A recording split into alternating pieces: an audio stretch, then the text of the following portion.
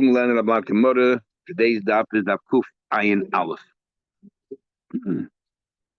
So we had an argument of Yehuda and Rabbi Yossi. If somebody paid off a partial of the loan, what do you do? According to Rabbi Yossi, what do you call it? You write a receipt. You don't tamper with the shtar at all. You just write a receipt. And Rabbi Yehuda says no. You write a new shtar. It's $100. You paid a $50. Write a new shtar from the earlier date. You backdate it. And that's where they argue about whether you do that or not. Says the Gemara further. Tell about we learned about 7 lines from the bottom of the page. Kufayin Aleph, Ahmed Aleph. Says the Gemara. Tonu Rabbanan. We learned shtar shezmanei kosov b'Shabbos. The date that's on the shtar was actually Shabbos. Like Basara B'Tishrei or Yom Kippur, for example. Could have been any Yom Tov. Now we know that you couldn't have written it that day, so it must be shtar me'ucharu. Now, we learned before, generally speaking, that a shtar me'uchar, we had a shtar mukdim. No, if you have a loan contract and you forward it, it's no good because you're going to be taking from the buyers, you see their properties when it's not right because they're not bound until the date that the loan actually took place. So this is possible. But a shtar me'uchar, according to one opinion, and we've been learning that way generally now, is that it is kosher because what's the big deal? In fact, anything. The borrower, the lender hurt himself. Yeah, the lender harmed himself. And now some of the properties he sold, he cannot collect from. And he agreed. So, comes along, we're up to Kufayin Aleph and Aleph, about 8 lines from the bottom of the page. Tell them what we learned. Shtar Shezmane Kosov B'Shabbos, what they should have written that day. Shtar Muchru. This is not only a classical case of Shtar Muchru, it's clearly identifiable. You look in the calendar, hey, Shabbos, how could it have been? The kasha, Divid Rabbi Yehuda. Rabbi Yossi pasel. Rabbi Yossi holds that a shtar me'uchad is pasel. He holds that a shtar me'uchad is pasel, and we're going to conclude, when does Rabbi Yossi say that a shtar with a wrong date on it, even though it's a delayed date, a later date, is pasel is when it's not obvious, and we'll soon see the reason why. But if in a case, we'll see in a minute, if it was taka written on Shabbos or written on Yom Kippur, even Rabbi Yossi will be made where it's obvious that it was not the right date, then we're going to assume everyone is kosher. We're going to assume that the shtar, because Mahatayr, as we learned before, we hold like Rish Lakish, that every shtar Mahatayr is automatically considered kosher. We're going to assume it's done in a proper way. It wasn't an earlier date; it was a later date. How can you argue with me and tell me shtar me'uchar is no good? It was a story that came to you, and you yourself said there's a kosher shtar. When I said it was kosher, the late date is exactly that case. It was written on Shabbos. But then it's obvious it couldn't have been done that day, and you have to now conclude. So what was it done? Was it done on an earlier date? Was it done with a later date? We're going to assume that everybody's kosher. You did it the right way, the later date.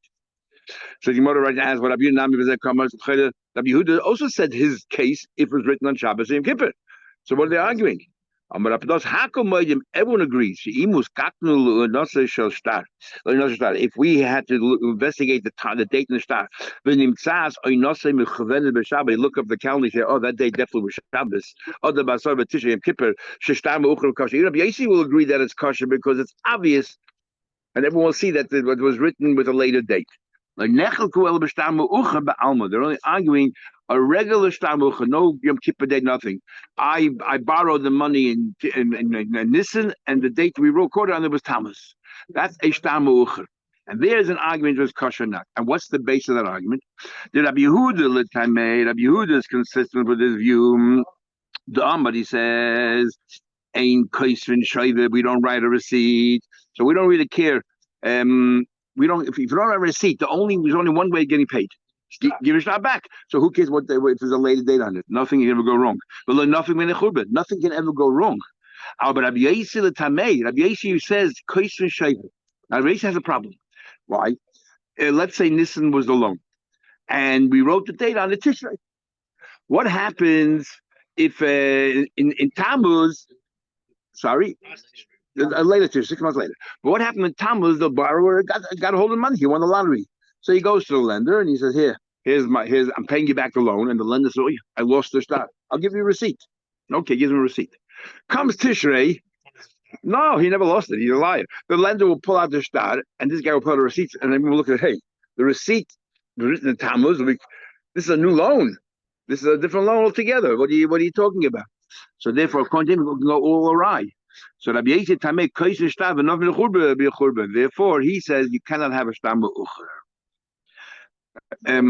One thing I don't understand with this whole Gemara here, even if it has a date of Shabbos and Kippur, why couldn't it have been done with Motzei Shabbos or Motzei Yom Kippur? It's not like a get that has to be done by day. Shtar you can write at night. What does that prove? I don't understand. I don't know. I looked up. I'm going. No, still you give them to Motzei Shabbos. No, no, you won't. So then you write it Friday. So you think you write Leil Yudalad. You write Leil Yudalad. Okay, you're right. You write Leil Yudalad. Okay. Okay, good. Very good. Okay, you're right. So you would write Leil Yudalad. Okay, Kufain Al on the base in the top of the page. Oh, Rabbi Huda said even according to Rabbi Yossi, that says that you have to write a receipt, and too bad on the borrower, he has to run around and he has to make sure that he maintains the receipt. Hani mili apalgam. When do we write receipts? Only you paid half of the money, so then we write a receipt. But let's say if he says that, so this is a new halacha, nothing to do with before. But let's say the loan was for $100. And I want to pay $100, and you tell me you lost the shtar. Even though you say that you have to pay and you'll get a receipt, but not if he lost the entire shtar and you want to pay the entire amount. Why? Because then the lender, we say to the lender, it's your fault. Find the shtar, you collect the money. You should have been a bit more careful. You were derelict in your responsibilities.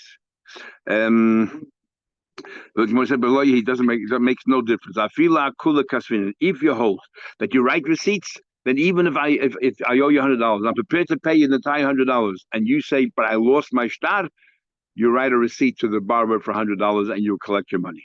It seems like they have a habit of Rabbi Yossi lending money to the Baba. We had yesterday another story, and now again, Rabbi Yossi lent money to the Baba. Also, the Kamed Rab Chanina Bar Papi. They came before Rab Chanina Bar Papi. Why do you always have to go for the Bezin every time he wants his money? Why do you even go first? By now already, it's the second time he lent his money. Malay Havli Zuzai, pay me back. Malay, he said to him, Havli Shtora, give me back my shtar, I'll give you money. Bishkarzu, take your money. Malay, he said, I lost it.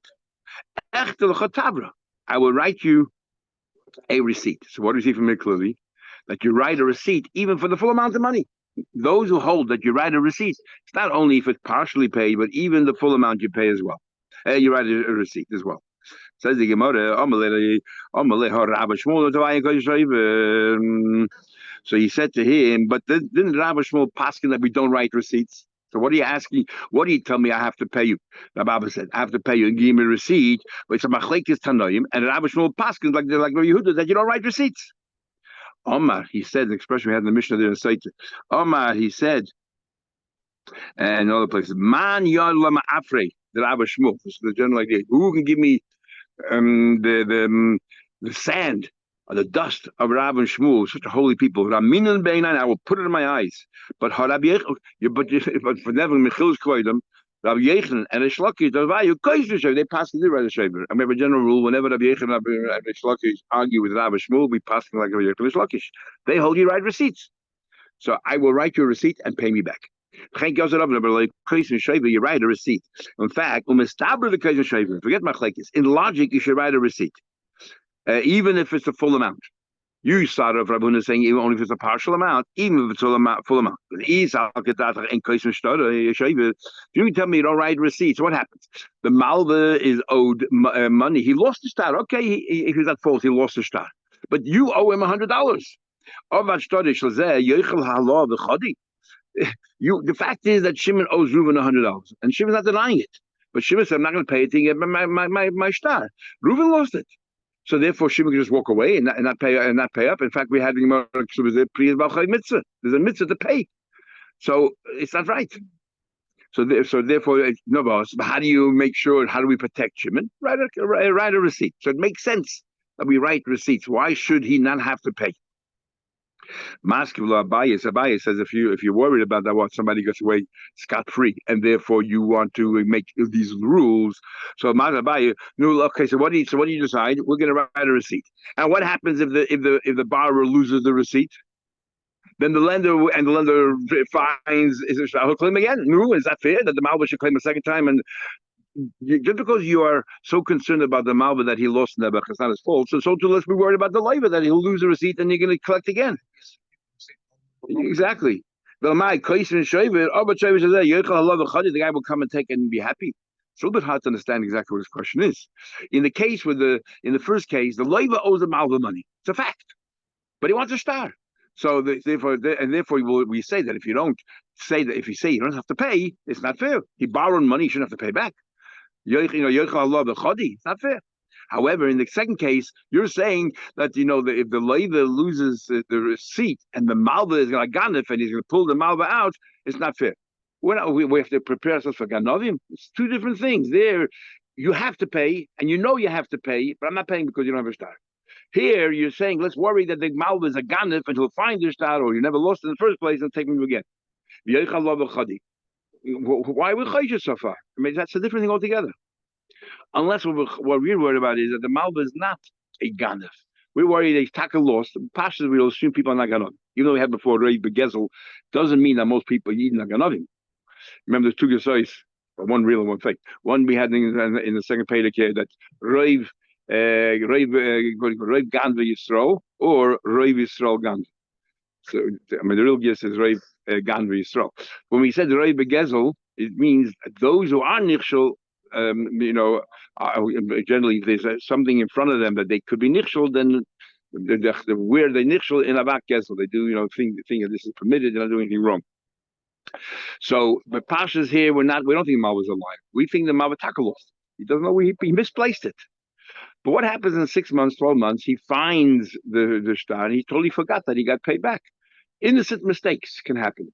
So that's what we're saying. Is by saying if you're worried about the labels, worried about the Mavataka. Amalei Rabbi said to him, yes. Eved loive ish malva. That a loive is an eved to the malva. It's a pasuk in Mishnah we use it all the time. That a loive, yes, the loive is subordinate to the malva. The loive has to watch the shaver. Too bad. He has to watch the shaver. Who should worry more, the malva or the loive? The Malva is doing the Leiva a favor. At the end of the day, the Malva is doing the Leiva a big favor. He cannot charge interest. The money he could have used for other things, for personal. He gave it to you. You are now responsible. As we learn, if you have a star chayv and you predated, you backdated, it's possible. Why? Because you're going to be cheating from the purchase of the property wrongly. But if you have a later date on it, it is a caution. If you wrote it in Nissan, and your loan was in Nissan, and you wrote the date of Tishrei on it, it is kosher. And why? The only one who gets hurt by this is the Malva, because he's foregoing the lien on those properties that were sold between Nissan and the date that you recorded on the star. This only applies to starting of loan contracts. But when it comes to sale contracts, if you bought a property, Reuven sold the property to Shimon in the month of this, and he wrote on the date, and I sold to you in Tishrei, we don't accept that. Why not? My time, because interesting. It used to be a custom, it seems. This is not a halacha. This is more a common behavior. That when people sell, the Gemara always generally has an assumption. When you sell property, we assume because you had to. You had to. You were desperate for money. Why else would you sell property? People don't sell property. We actually had in Kedushin that if a person sells the first house he ever bought, it's a very bad omen. People generally don't sell properties. You don't want even people to know you sell properties because you're scared that word will get around that you're in Gahak Tsaurus and you need to sell. So the custom used to be that if I sell you a property, but I am able to buy back from you, you agree you'll sell back to me. It's like an agreement, unwritten agreement. That's how it was. It was conventional. It was then convention between the people. So what happens? I do in Nissan. I sell you the property, and we wrote the dentition. What happens in that it comes Tammuz, suddenly I got my money back. The Moicher got his money back. He goes to the Lokeach. The Lokeach, I'm buying back the property. So Lokeach gives him back the property. But then And the Moicha says to him, no, give me back the contract that I sold you the property, and I'll give you back the money. The Lekeach says, I lost it. I'll give you a receipt. So he gives him a receipt dated Tammuz. 5 months later, the Lekeach pulls out a star. I bought this very property in Tishrei. In other words, even though he did this whole thing there, that was in Tammuz, Tishrei, you needed money again. So I bought it for you a second time. They should write in the receipts. Oh, okay, a second. So the Gemara, my time. Why? He sold the land in this cost of labor Tishrei. He wrote a date Tishrei. And suddenly saying Tammuz, he was able to obtain money. He went back to the Lekech and bought back the property. Comes Tishrei, the Lekech pulls it out again. He said, "Hey, I just bought him again. I bought him a second time, and that's why we don't want Shtar Mechon." So why aren't you worried to send Shtar? That what? That you'll give me a receipt, right? And I borrowed the money in this, but I wrote a date. I'm going to say Tishrei. Then the lawyer happened to have money in Tammuz and gave me the money back. But I say I lost my star, so I gave me a receipt. Come Tishrei, I pull out the second star and say, hey, you owe me money because of a loan in Tishrei. I have a receipt from Tammuz. That's for a different loan altogether. It's a very simplistic outlook because when you write a shaver, why wouldn't you write? Well, we'll get to that second. This is for the loan that you made in Tishrei. We'll get to the second. We'll get to the second. And if he finds the receipt afterwards, he can't claim again. See in a minute. So study. I go now. Mizim the Yazabin is Barnis, and because they started Tishrei Tishrei. Lezuzi Beina Beina. And meanwhile, he got money. And he paid it back to him. In other words, even if the due date was after the date that you wrote on the star, let's say the due date was Cheshvan, but and generally ain't odem parei but money, right? I mean, Shlaki said people generally don't pay before the due date, but this guy, once he had money, he thought, you know what, I better pay back because I don't know if I still have the money around the Cheshvan, so I have it. Let me pay. Uparle pays, and the same thing will happen. He'll say to him, give me back my star. I lost it. Because write him a receipt. Will come the time of Tishrei, mapigleg, or comes Cheshvan, he'll pull it out. That Tishrei you borrowed money, it says clearly in the start, and now the due date Cheshvan. And this is a new loan. The receipt does not deal with this loan. The receipt is dated Tammuz. How can Tammuz, the receipt, be relating to a loan that says clearly that you borrowed it in the month of Tishrei? So that's not a problem. You know why? Because we had a machlekes. So he holds ain't kais and shayva. The leiva is not going to pay back the loan unless he gets the shayva, unless he gets the shtar back. So nothing can go wrong by a shtar halva if it's a later date. Yeah, amalei. So the Gemara asks a very simple question, almost along you said. First question is, but today I don't understand it. But even today, the fact is the kasvina shtar mechari. Many times they do write later, shtar is the later dates. The kasvina tablet, and we do write receipts. Now, why aren't we worried? The scheme that the labor is going to say, I lost it, give a receipt. Sorry, the malab will say, I lost it, give a receipt, because the later date will pull it out again. So he said to him, give me a suggestion. Abba told his scribes, Ki kasvitu shtar mukhari, when you write a shtar mukhari, first in the shtar itself, kosvu hachi, right, shtar dinan leibes mani kasvina. In the very loan contract, if today's this and we're writing a date of Tishrei, alert the people that this is a delayed date, right? That this is not the date of the loan. Because we delayed the date and we wrote it. Then what problem can happen if he pulls out in Tishrei the second thing? But right we see it says that this is not the date the loan took place. So that's all. Save everybody. So I still got a problem. The problem is that no one does this anymore. Only Rab Avra and his Seifrim, they were very on top of these things. Today, the loikav din hachi, we don't insert that into the star. But the fact is that we do write receipts and we do shtar mucharin. How do we get around it? So he said to him another suggestion. After Rab Safra, so that was Rab Abba, what he told his sefer to work with the star itself. Rab Safra told his sefer, his scribes, work with the receipt, like you just suggested. On the receipt itself, if you know exactly the date of when the loan took place, right in the receipt that this covers a loan that took place and so and so. And Eloi Kasu Stama. Otherwise, write no date on it at all. Write no date at all. If you write, Well, I guess, sorry. If you write a receipt, it comes Tammuz and he pays back, and can give him a receipt. Write on the receipt, if you know the date that's written on that star that he lost, that the date on the star is recorded, Gimel Tishrei, write that this receipt on Tammuz will cover a loan that was written on the star is written Gimel Tishrei. But if there's no, if nobody, because he lost it, nobody recollects exactly the date, and you don't want to write the wrong date. So Eloi Kosus Stomach, then write a receipt with no date on it. So whenever the Malva pulls out a star, he'll give a receipt. The Cholem and the Nafik, Laraya. Anytime that the Malva pulls out a star, he will. This will, I guess, put a fault into the star because I have a receipt. The Malva to be a cheater. Got to find some other carbon. But today, the we don't follow either one of these recommendations to protect either in the star or in the receipt. What do we do today? Look what he said to him, a very interesting thing.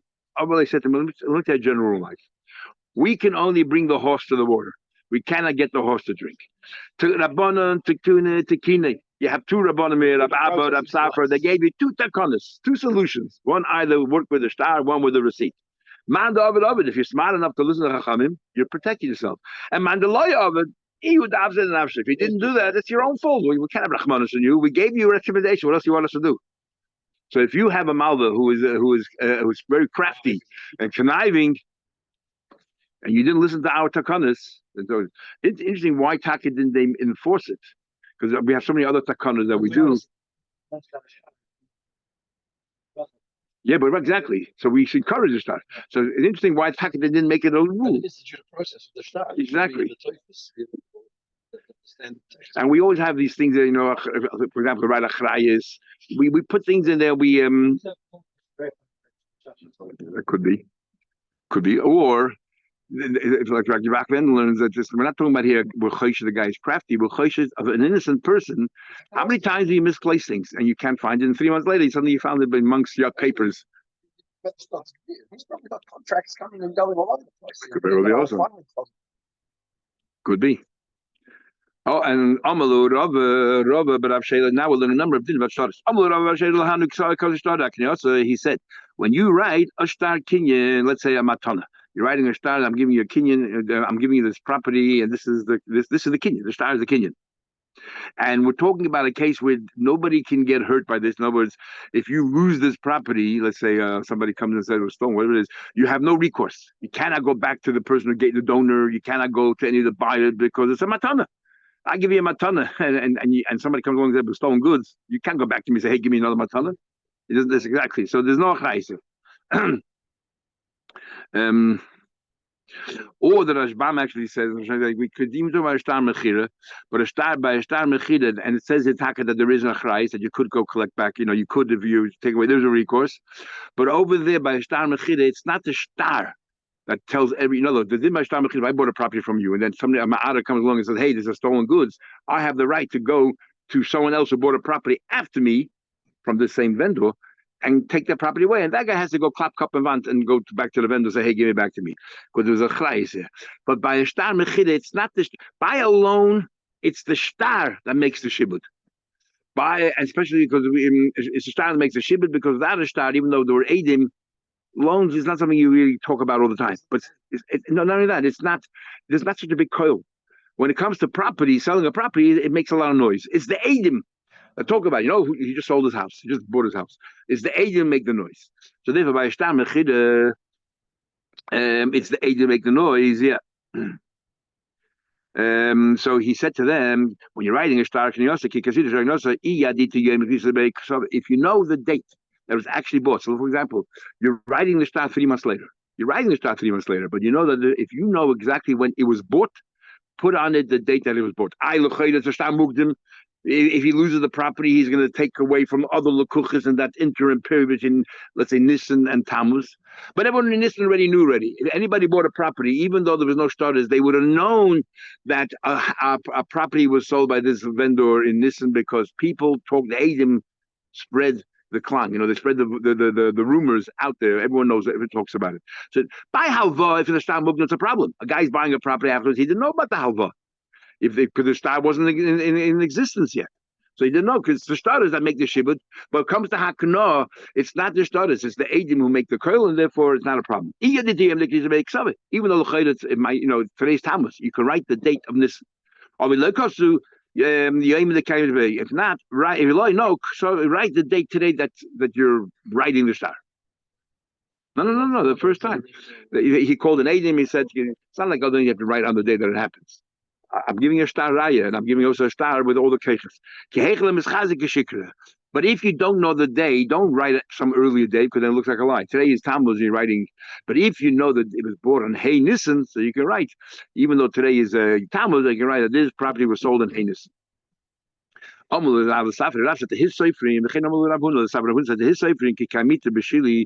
you're in the city of Shili when you're writing the star, and it's all about an event that took place and it's somewhere else in Hini, write the place you're in right now. Otherwise, it looks fraudulent because people will say, "Wait, you were in Shili, and you're writing that it took place in, that the star was written in Hini."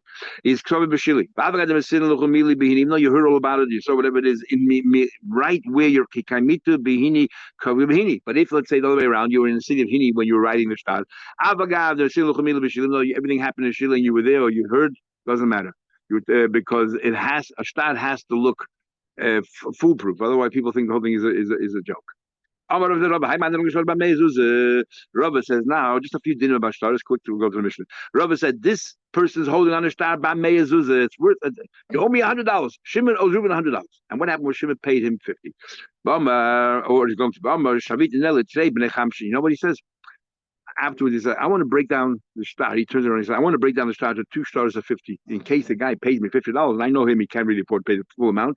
I don't have to then have the home ice with the receipts and or keep it. This way, I have 2 starters. One star will be fully paid, and he still has an outstanding amount of 50. I'm anticipating that that's what's going to happen. That he's going to try to break it down. So he says, and he's talking about he's not in front of the labor doing this. He's doing it on his own. And it's not nothing wrong with it because he owed $100. I just want you to break it down to 2 smaller starters of 50. And he'll rip up the original style, let's say. Yeah, he has no problem. We will not do that. We'll not do that. Why not? My time of the Rabban said, why? But this time he didn't ask the labor, do you mind if I do this? So he said on his own. Why not? So he said, you know why? Because both of you benefit from having the original star of $100. How is that? The other Rabban says, because both of you benefit. How? He's happy to have $100 star. You're going to pay me 50. What happens then? I'll give you a receipt. And we know that people are scared to keep receipts because what if we lose it? So that's going to force him to pay back as soon as possible. The Malva is very happy for the labor to have that pressure on him to pay back as soon as possible. But if I have 2 stars of 50, the labor feels good, he paid already one of the starters, he'll pay Kishiyarchiv. I want him to have the pressure. So even though you personally want to change it, we made a takana, leave it the original 100 for your own good. Because this will force him to pay it back as soon as possible. No, Kadesh Yaakov the party will force him to pay. Number one. The Labor is also happy to have $100. Why?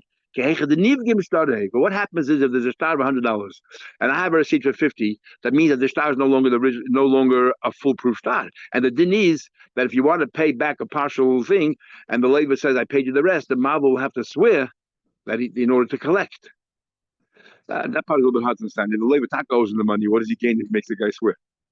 And we do know there were people who refuse to swear, and therefore there might be a malva, very frugal malva, and they'll say, look, the only way I'm going to pay you, I'll collect the $50 swearing, I'll walk away. So maybe that's what it means. It's a bit hard to understand. That should make a takana to do that. So exactly what the labor gains from it, I'm not so sure, because, so what, he has to swear.